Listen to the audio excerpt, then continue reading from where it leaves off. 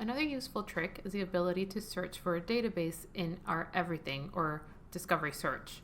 You can also find databases by clicking Find Databases. It'll bring you to our A to Z list, and if you know the name of the database that you're searching for, you can find it there.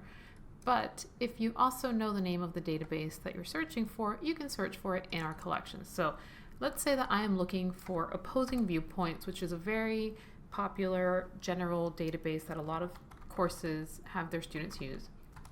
Let's go ahead and enter opposing viewpoints. Maybe this was written on my syllabus, my professor mentioned it, and I just want to see how I can access it.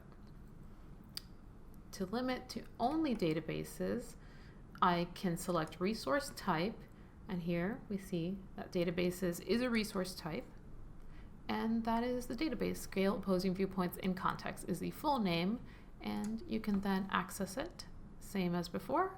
Search for the View Online link, and it will bring you to the actual database.